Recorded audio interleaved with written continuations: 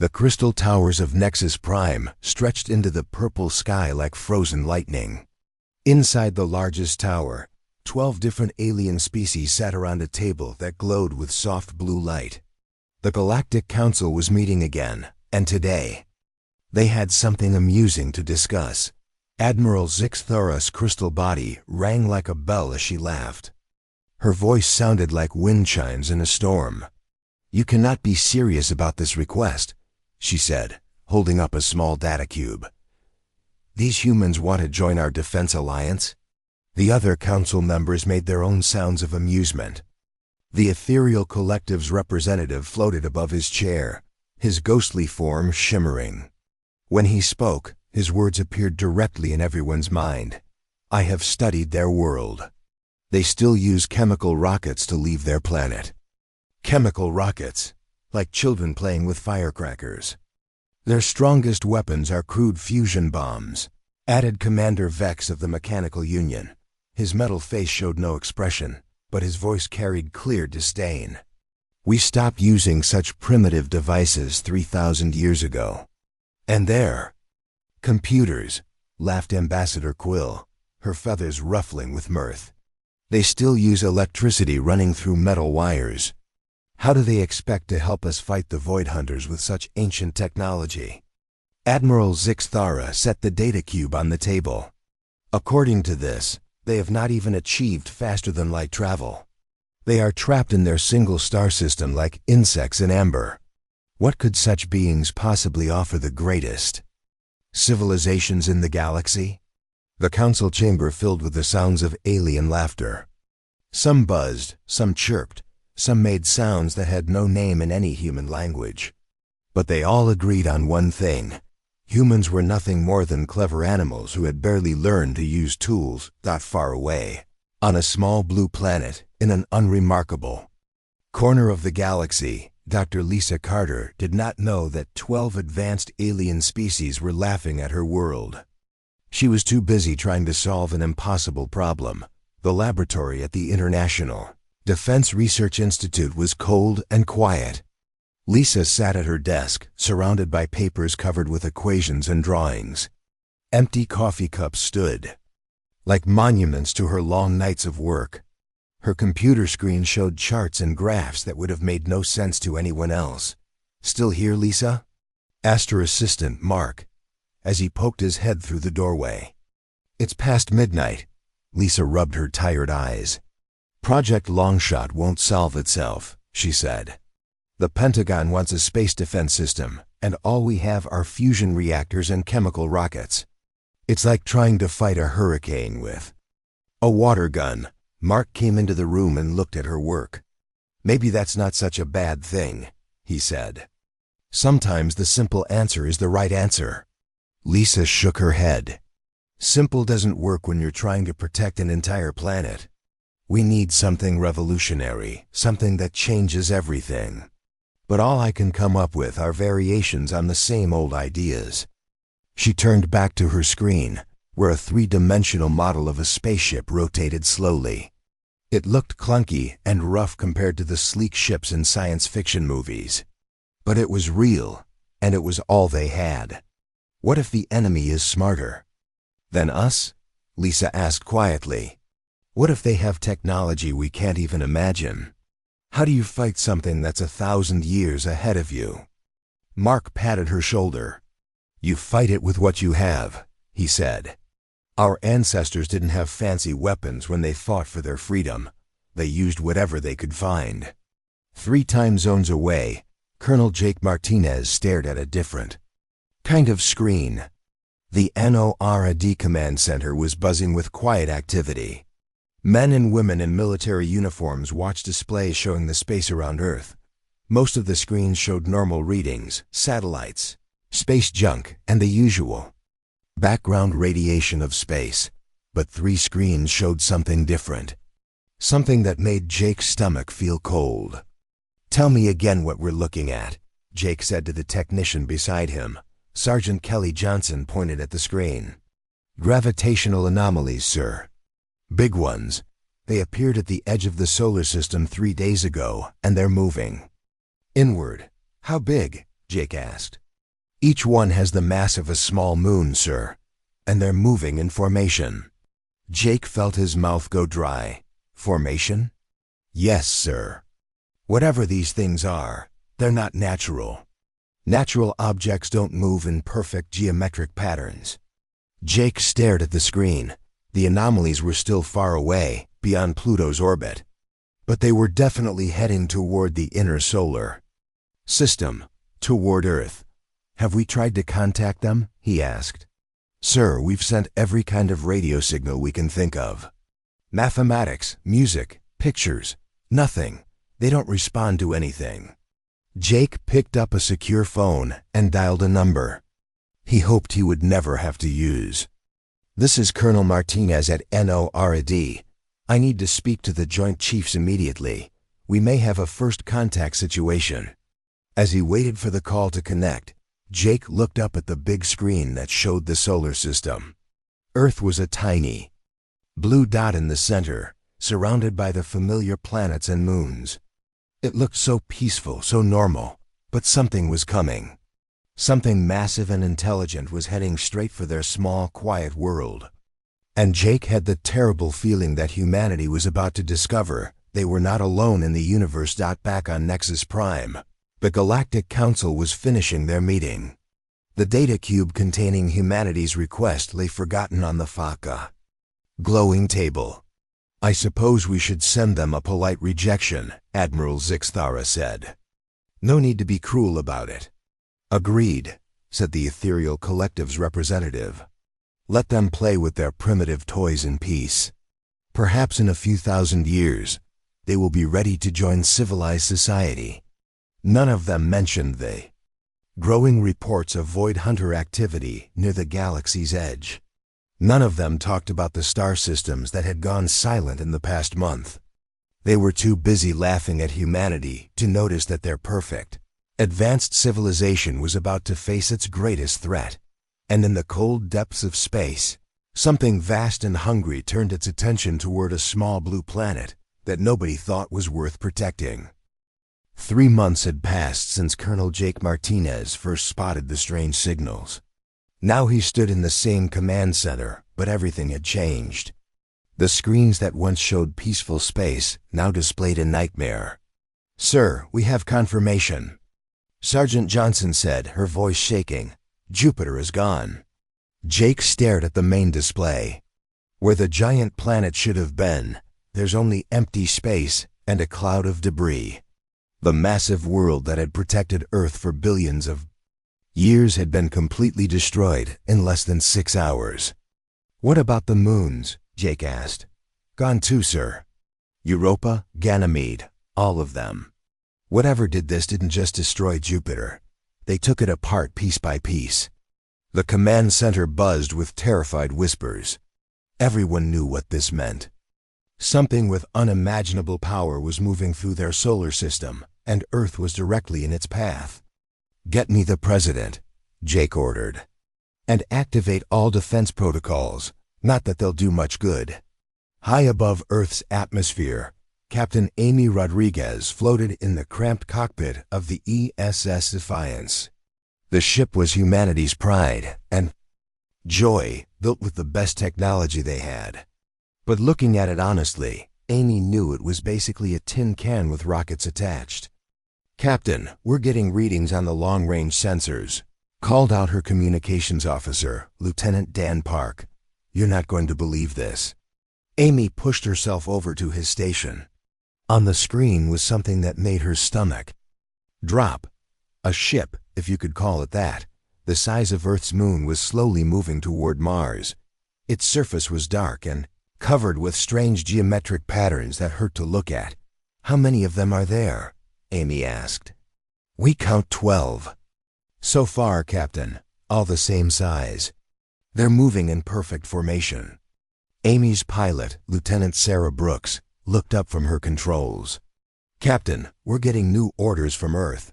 They want us to get closer and gather intelligence. Closer?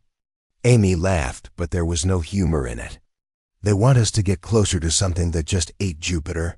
Yes, ma'am. Command says we're the only ship fast enough to get in and out before they notice us. Amy looked around at her crew.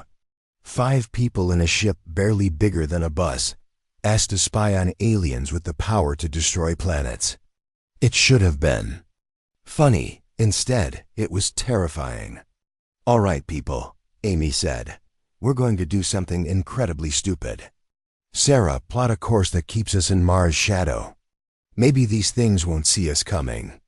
On Earth, General Ben Turner sat in the Pentagon's deepest bunker, surrounded by maps and screens showing the planet's defenses.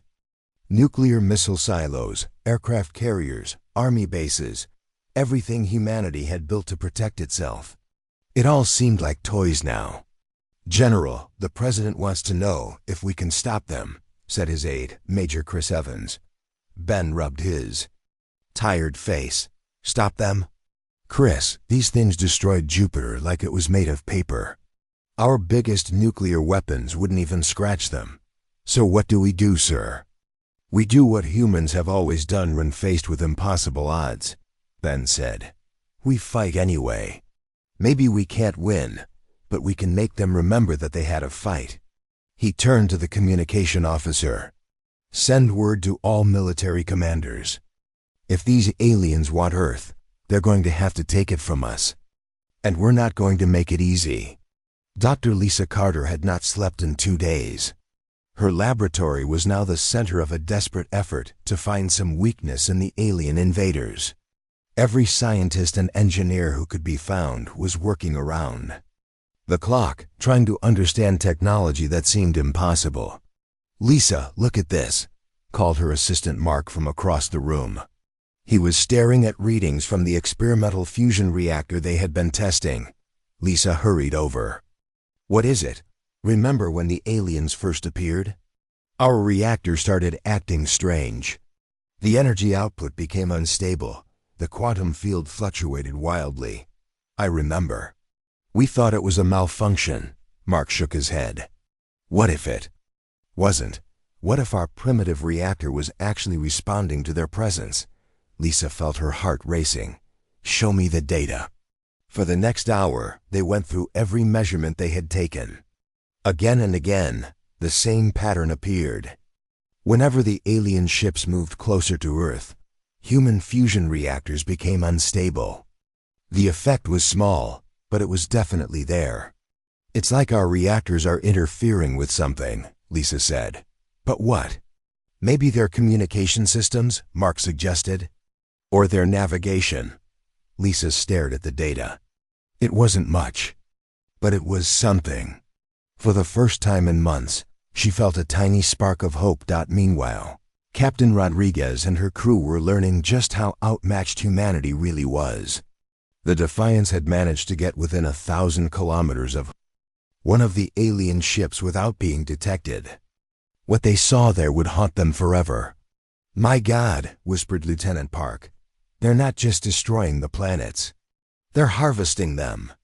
Through the ship's cameras, they watched as the alien vessel extended massive mechanical arms toward Mars. The arms were covered with cutting tools that sliced through rock like it was butter. Piece by piece, Mars was being taken apart and fed into the alien ship's interior. "It's like a giant mining operation," Sarah said. "They're turning entire planets into raw materials." Amy recorded everything they could see. The alien technology was beyond anything humans had imagined.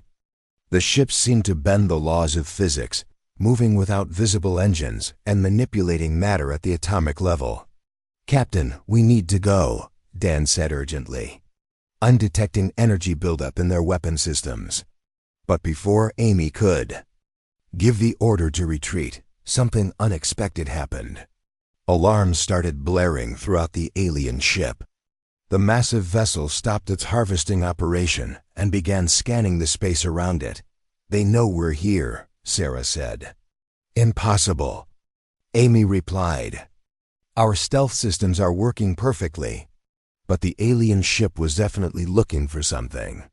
Its scanning beams swept back and forth across the area where the Defiance was hiding.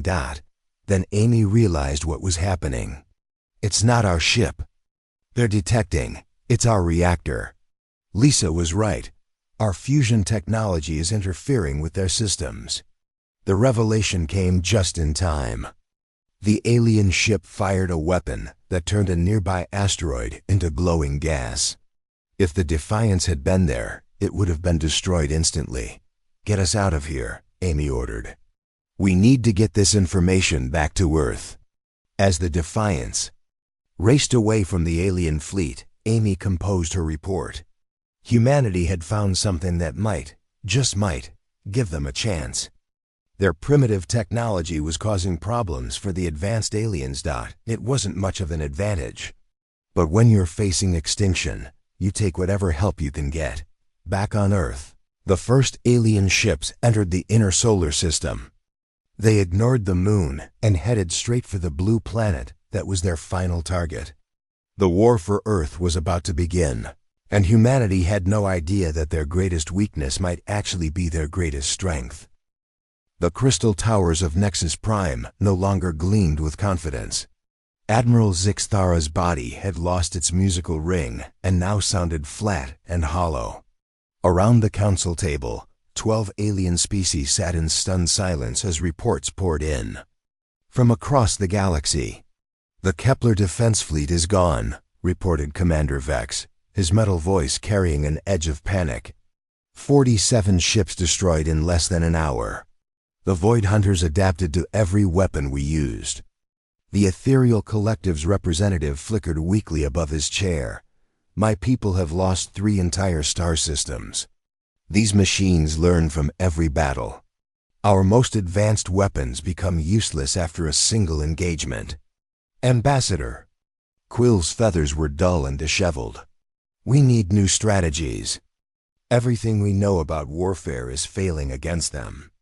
Admiral Zixthara looked at the data cube she had dismissed months ago. The one containing humanity's request to join their alliance. "What about the humans?" she asked quietly. The council chamber fell silent. Finally, Commander Vex spoke. "The primitive species? What could they possibly do that we cannot?" "They are still alive," Zixthara replied. "Their world has been under attack for 2 weeks, and they are still fighting. That is more than most of our advanced civilizations managed." Meanwhile, in a hastily converted cargo ship traveling through hyperspace, Ambassador Helen Brooks tried not to throw up. She had been a diplomat for 20 years, but nothing had prepared her for faster-than-light travel in an alien vessel. "We will arrive at Nexus Prime in 1 hour, announced the ship's AI in perfect English. The aliens had learned human languages in a matter of days. It was both impressive and terrifying. Helen reviewed her notes one more time. 3 days ago, she had been negotiating trade agreements with Canada.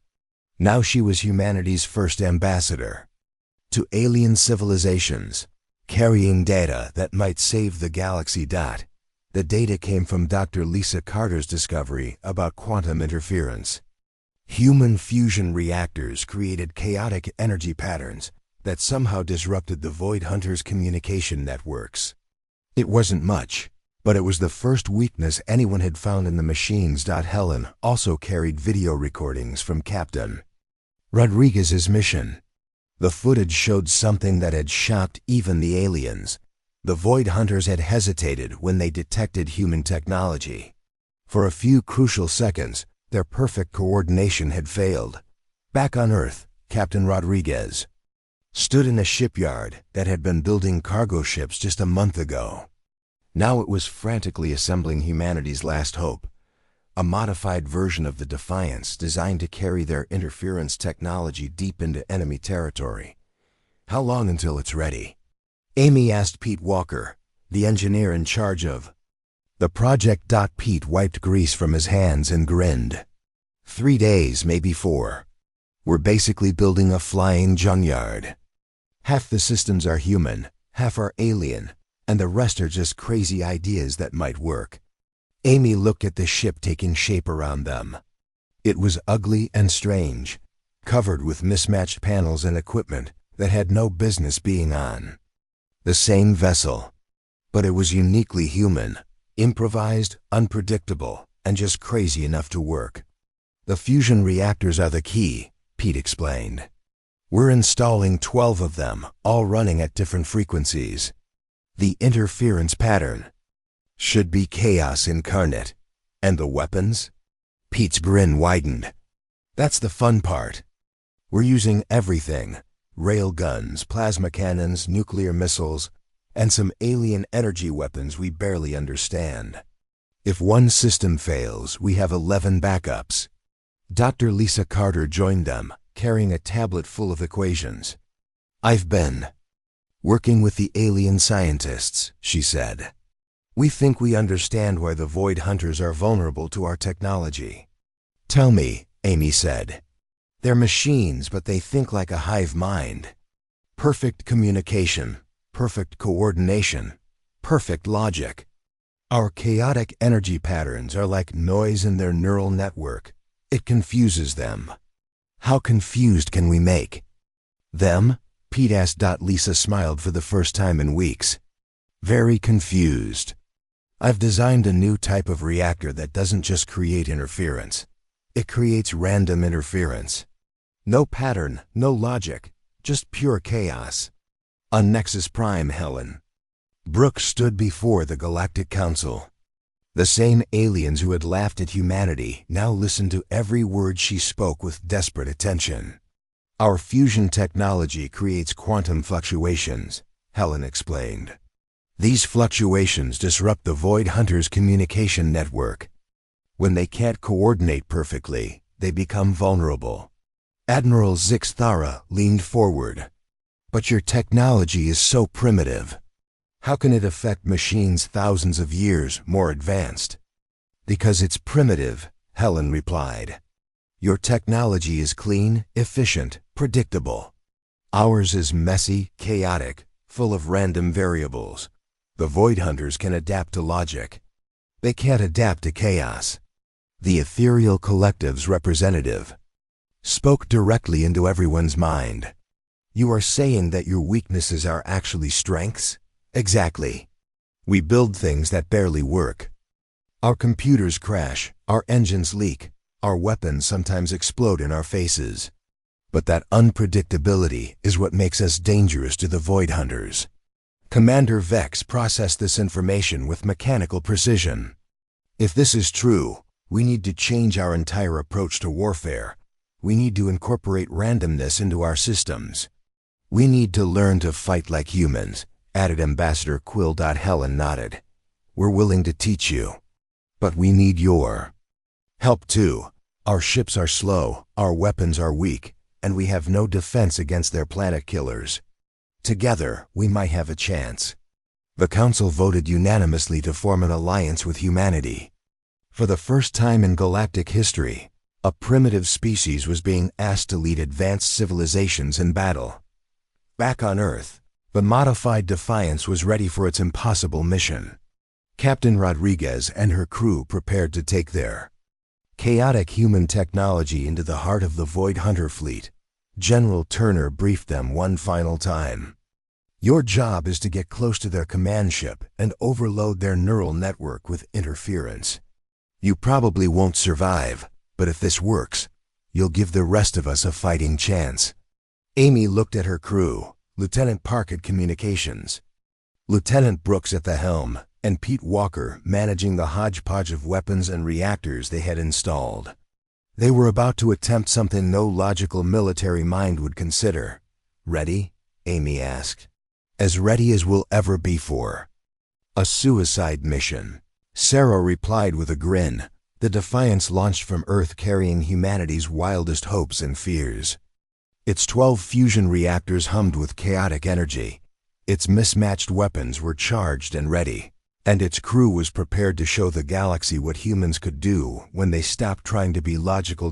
Behind them, Earth's remaining defenses prepared for the final battle.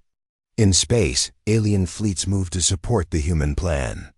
And across the galaxy, advanced civilizations waited to see if primitive chaos could defeat perfect order. The real war was about to begin, and for the first time since the Void Hunters appeared, the galaxy had hope. The combined fleet looked like nothing the galaxy had ever seen before. Sleek alien warships flew alongside crude human vessels, their different technologies creating a chaotic mix of energy signatures that hurt to look at. At the center of this strange armada, the modified Defiance prepared for its impossible mission. Captain Amy Rodriguez checked her systems one last time. The ship was barely holding together under the strain of 12 different fusion reactors running at maximum chaos. Warning lights flashed across every control panel, and the engine made sounds that no machine should ever make. "All systems are perfectly broken," reported Pete Walker from the engineering station. His grin was wide despite the danger they faced. "The reactors are fighting each other, the weapons are overloading, and our navigation computer just crashed." "For the 5th time today." "Perfect," Amy replied. "The more chaotic we are, the better our chances." Through the view screen, they could see their target, a Void Hunter command ship the size of a small moon. It sat at the center of the enemy fleet like a dark metal planet, coordinating the attack on Earth with perfect mechanical precision. "Captain, we're receiving final instructions from the fleet commander," announced Lieutenant Dan Park. "The alien ships will create a distraction while we punch through to the command vessel." Amy opened a communication channel to the entire combined fleet. "This is Captain Rodriguez of the Defiance. Thank you all for flying with us today. Try not to get killed while we do something incredibly stupid." The battle began with a flash of light that could be seen from Earth.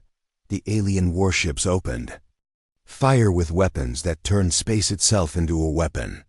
Energy beams that could slice through planets struck the Void Hunter fleet, creating explosions that lit up the darkness. But the Void Hunters adapted quickly.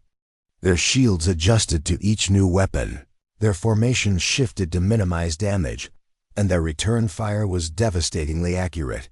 Within minutes, 3 alien ships were destroyed. "They're learning too fast," Admiral Zixthara reported. Over the communication channel, "Our weapons are becoming less effective with each shot." "Then it's time for the human approach," Amy replied. "Defiance is beginning its run." The modified human ship dove toward the enemy fleet like a meteor made of pure chaos. Its 12 reactors screamed at different frequencies, creating an interference pattern that made nearby Void Hunter ships stumble in their formations. For the first time in the war, the machines looked confused.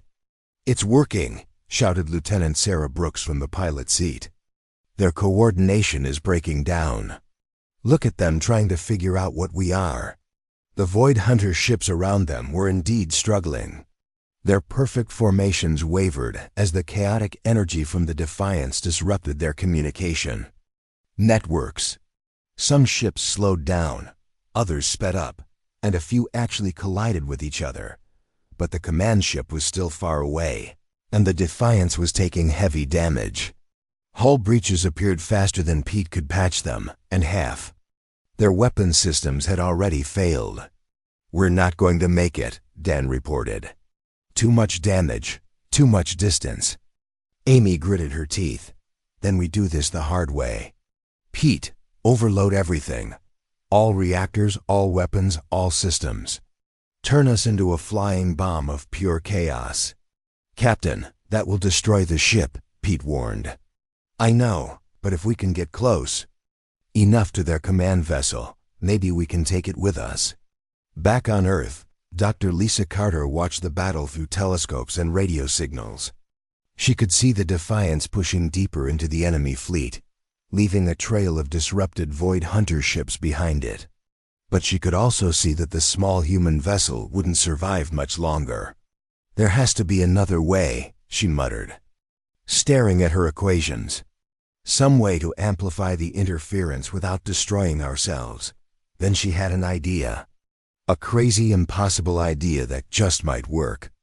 "General Turner," she called out, "I need you to do something that will sound insane." "General." Ben Turner looked up from his battle reports. "At this point, insane sounds good. What do you need?" "I need you to turn on every radio transmitter on Earth. Every TV station, every radio tower, every cell phone. All of them broadcasting at once on all frequencies. That would create incredible interference. It would jam every communication system on the planet. Exactly, Lisa grinned.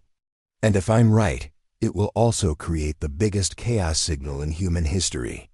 Something the Void Hunters have never experienced before. Ben didn't hesitate. Do it. Across Earth, radio towers came to life. Television stations began broadcasting everything they could think of: news, music, movies, commercials, and random noise. Cell phones started transmitting continuously. Ham radio operators added their voices to the growing chaos. The effect was immediate and spectacular. The interference signal from Earth reached across space like a wave of pure human chaos. Every Void Hunter ship in the solar system suddenly began having problems. Their formations broke apart, their weapons misfired, and their communication networks dissolved into static. On the Defiance, Amy felt the ship's reactors respond to the new signal from Earth.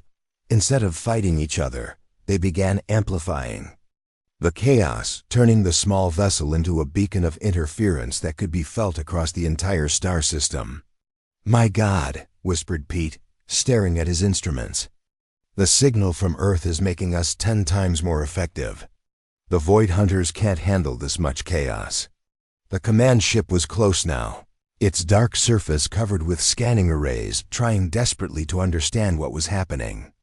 The perfect machine intelligence that had conquered half the galaxy was experiencing something it had never encountered before: complete confusion. Amy smiled as she prepared to ram their ship into the enemy vessel. But then something unexpected happened. The Void Hunter command ship's main communication array opened up, apparently trying to contact the source of the chaos signal. "They're trying to communicate with Earth," Dan reported in amazement. "They want to talk to the source of all this interference." "Not yet," Amy said grimly. "First, we give them a proper introduction to human culture." She reached over to Pete's station and activated a system they had installed as a joke. Earth's entire internet connected to their communication array.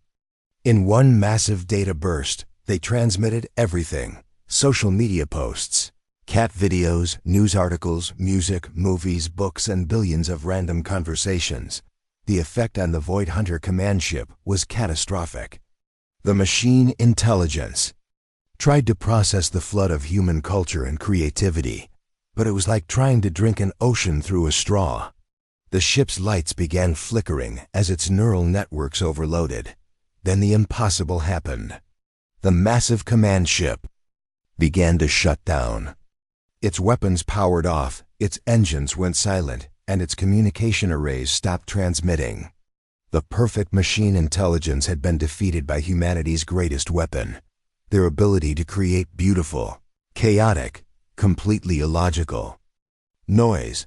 Across the Void Hunter fleet, other ships began experiencing similar problems.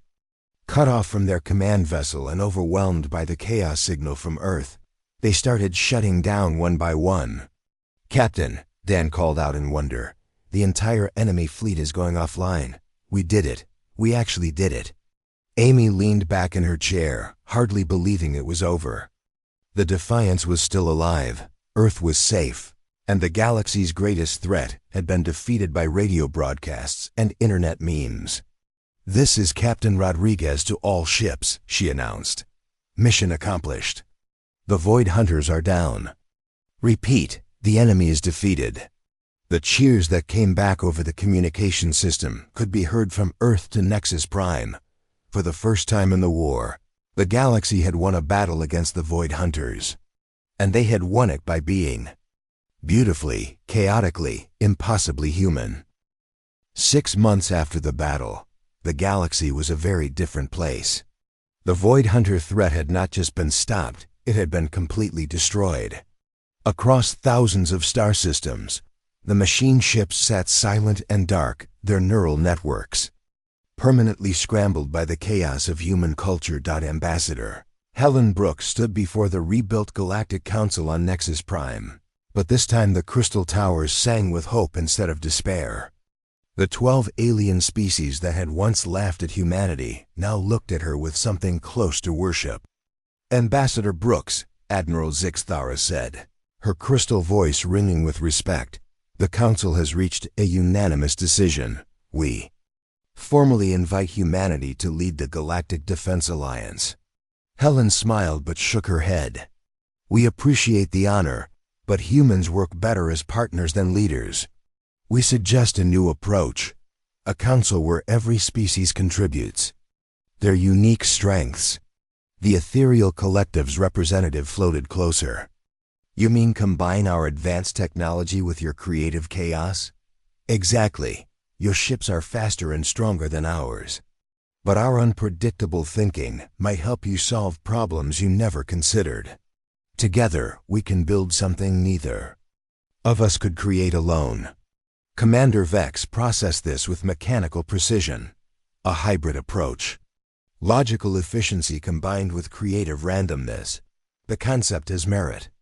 3,000 light-years away, Dr. Lisa Carter walked through the new Human Galactic Technology Center on Luna. The facility was a marvel of cooperation, alien materials shaped by human engineering, creating laboratories that seemed to bend the laws of physics while somehow feeling completely natural. "Lisa, you need to see this," called out her research partner, Dr. Ziegter of the Crystalline Hegemony. The alien scientist's body chimed with excitement as he showed her their latest creation. On the workbench sat a device that looked like it had been assembled by someone having a fever dream. Alien crystal matrices were connected to human circuit boards with copper wire and duct tape. It should not have worked. According to every law of engineering, it was impossible, but it worked beautifully. The efficiency rating is 300% above theoretical maximum, Ziegter explained. Your human approach of using good enough connections actually creates quantum resonance points that we never knew existed. Lisa laughed as she examined the device. "My grandmother always said the best fixes use duct tape and prayer. I never thought that would apply to faster-than-light engines." "Prayer?" Ziegter asked, confused. "It's a human thing. Sometimes when logic fails, we try hope instead." Meanwhile, Captain Amy Rodriguez stood on the bridge of her new ship, watching as it took shape in the orbital shipyard above Earth. The vessel was magnificent and ugly at the same time. Sleek alien hull plating covered human-built fusion reactors, while weapon systems from 6 different species were mounted wherever they would fit. "It's the most beautiful disaster I've ever seen," commented Pete Walker, who had been promoted to chief engineer of the human galactic fleet. "Half the systems are fighting the other half, and somehow that makes it work better." Amy nodded as she watched technicians install the final component, a communication array that could broadcast pure chaos across subspace. Any Void Hunter remnants that encountered it would immediately shut down, adding their ships to the growing graveyard of defeated machines. "How many ships like this are we building?" Amy asked. 200 in the first batch, Pete replied. "Each one unique, each one impossible, and each one perfectly human. The aliens are starting to copy our approach. Did you know the ethereal collective just built a ship held together with their equivalent of duct tape? The new ship's maiden voyage would take Amy and her crew to the far edge of the galaxy, where reports suggested more Void Hunter fleets might be lurking. But this time, humanity would not face them alone. The galaxy had learned the value of chaos, and every species was contributing their own version of creative disorder to the fight. On Earth, General Ben Turner sat in his office, reading reports from across the galaxy. The war was over, but the work of rebuilding had just begun. Entire star systems needed to be recolonized, and the galaxy's defense networks had to be completely redesigned to incorporate human chaos theory. "General, we have a visitor," announced his aide, Major Chris Evans. Helen Brooks entered the office, looking tired but happy after her journey from Nexus Prime. "Ben, I have news from the Council. They want to establish permanent human colonies on 12 different worlds. They say our chaotic presence will help keep their societies from becoming too rigid. Ben smiled. So we've gone from being too primitive to join them to being essential for their survival? Something like that. They've also requested that every galactic fleet include at least one human ship. Apparently, having us around makes their battle strategies much more effective. Because we're unpredictable? Because we're human. We see solutions they miss, ask questions they never thought of, and break rules they didn't know could be broken. As they talked, both humans could see through the office window to where Earth's first true starship was preparing for launch. The vessel carried colonists to a distant world where they would build the first human city among the stars. It was built with hybrid technology that combined the best of human chaos and alien efficiency. Dr. Carter had designed the ship's engines, using principles that violated half the known laws of physics, but somehow worked anyway. The hull was made from alien materials, but shaped using human techniques that emphasized function over form. And the crew included both humans and aliens who had learned to appreciate the value of controlled disorder. The ship launched with a burst of chaotic energy that made nearby space shimmer with impossible colors. As it disappeared into hyperspace, Ben and Helen knew they were watching the beginning of a new age. Across the galaxy, other launches were taking place. Ships built with human principles carried mixed crews to worlds that needed rebuilding. The former enemies had become partners, and the primitive species that no one had taken seriously was now teaching advanced civilizations how to be more than the sum of their parts. In the depths of space, a lone void hunter probe detected the quantum chaos signatures that now emanated from hundreds of worlds. The machine intelligence tried to process what it was sensing, but found only confusion and noise. Unable to adapt to such complete disorder, the probe simply shut down and drifted away into the darkness. The galaxy had learned that sometimes being primitive was exactly what the universe needed. And humanity, the species that could not build anything perfect, had shown everyone that imperfection might be the most perfect thing of all. Years later, when children across the galaxy learned about the Great War, they were told about the day that chaos defeated order, noise conquered silence, and a species that could not even leave their own star system taught the universe how to be free. The humans were no longer called primitive. Now they were called teachers, partners, and friends. And in a galaxy that had forgotten how to be surprised, they remained beautifully, wonderfully, impossibly human.